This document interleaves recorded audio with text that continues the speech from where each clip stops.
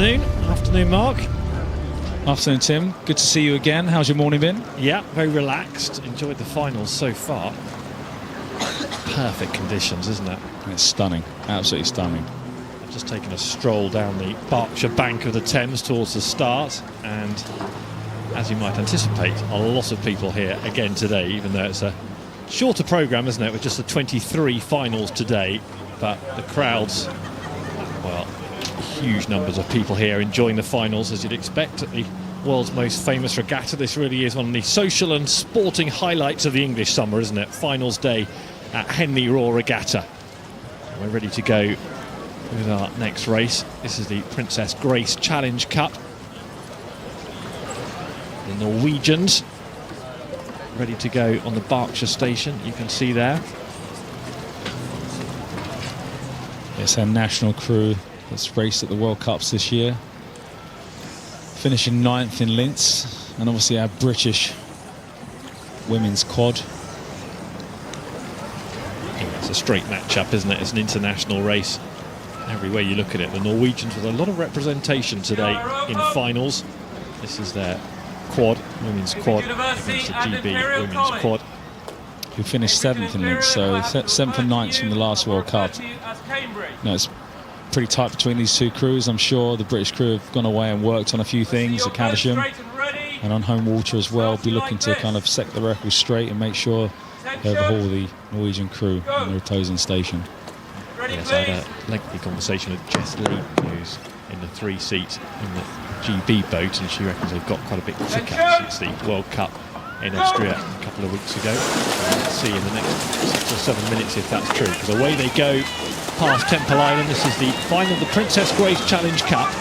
Great Britain, right of your picture on the Buck station, just steering out towards the middle of the water. There's a deceptive breeze up there off Temple Island. Is that testing the boats? It's amazing how the island pushes you out like that. Just, you sense it coming on your left-hand side, and you just kind of move away with it, so you keep the same distance from the island. And the umpire has noticed that. Leander equalled the record to the barrier in the last race we watched. In the Stewards Challenge Cup. The umpire already busy off the back of Temple Island, indicating that he wants to get the GB boat back onto their station, onto the Buck side of the water.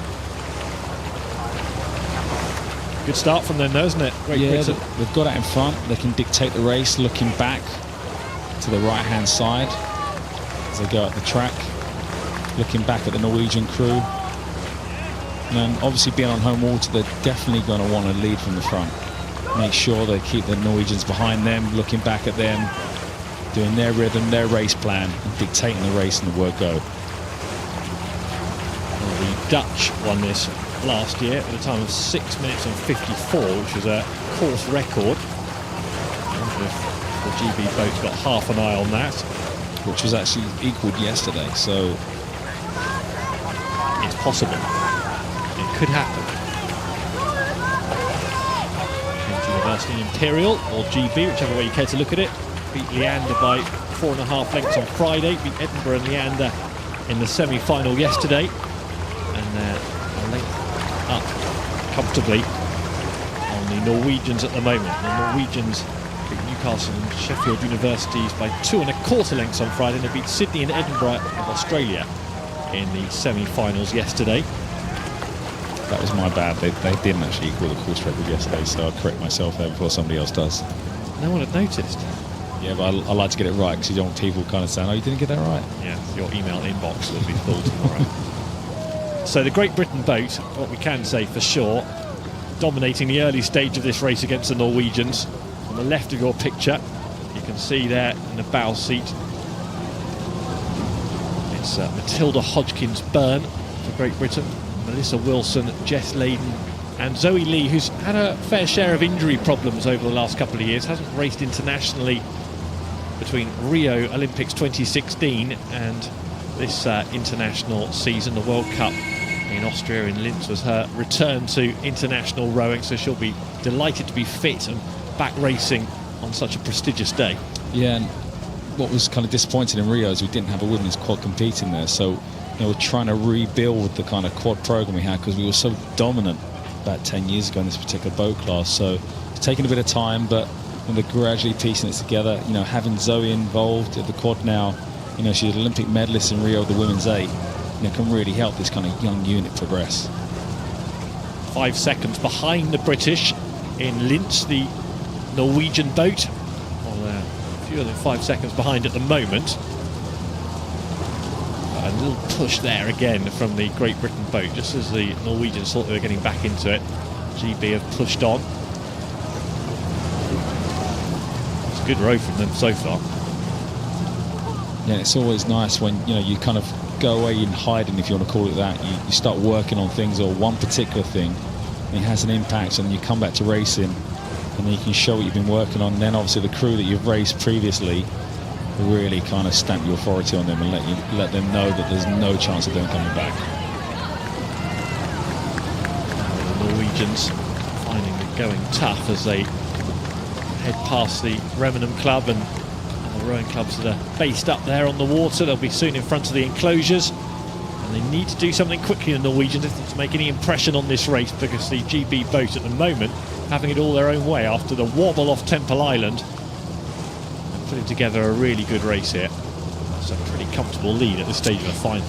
Yeah, and that's exactly what I'm sure the girls would have wanted, to get off fast, get in front, be able to relax, and then, start working on those processes that we've been talking about, where they can actually be in a nice, sweet rhythm, ticking along, trying to keep it loose, relaxed. And, it will never feel effortless, but you're trying to make it feel as effortless as possible, if that makes any sense, where you just want to tick along. You don't know how hard you work to actually stop when you've crossed the line. So, they're trying to piece stuff together for the next kind of events before they get to the World Championships this year. So any race is a big step forward, which they can learn as a combination and as a unit about how each other races, the kind of meticulous things they have as each other before they get on the water, and just learn about their relationship working with other athletes. Henley Royal Regatta, and plenty of royal connections. Countess of Wessex has just arrived. He's watching the rowing from the steward's enclosure. And this is the Princess Grace. Princess Grace gave away the prizes at the regatta from Monaco in 1981. Princess Grace was here. It's a great shot there from above, and these are sort of images that coaches love, because then they can really take this footage away. Just look if there's any small discrepancies they can work on over the next couple of weeks. The GB boat at the moment has this race there for the taking. Big final. Hodgkins, Byrne, Wilson, Leighton and Lee heading towards the line. Painful, it's still warm, really warm out there. We've got a little bit more cloud cover than we've had in the last few days, but still seemingly hot out there. Heading for the line now. Too far to go for Zoe Lee. It's quite interesting. You can see from there, it looks like the British crew have got their Biomax stuff on. You can see the wires just below the gates. So that's data and information for them. Obviously, I talked about they're trying to progress with the season. They want to know what's going on in racing. They've obviously attached the equipment here so they can see what's going on. So you can just see those wires just below the gates. Well, they'll be pretty happy with the data that they read after this one. They'll be even more happy to pick up a trophy. It's the Princess Grace Challenge Cup, and it's going to Great Britain, who beat the Norwegians. Well done to Cambridge University and Imperial College. The Great Britain International quad effectively beating the Norwegians comfortably.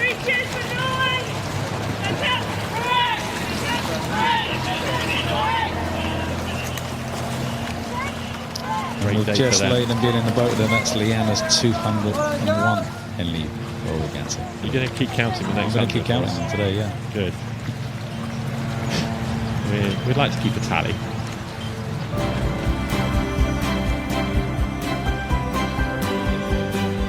Steering is challenging, isn't it, off the start today? Yeah, it's always challenging, especially when you're in a coxer spur and you've got to do it with your foot. You've got no cox steering you.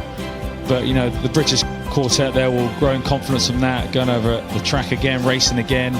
Once again, learn about each other and obviously winning. It's all about winning. Understanding what it is to win is really important. And I suspect the coaches and most importantly the rowers in the boat will feel that was a significant step on for the Great Britain boat.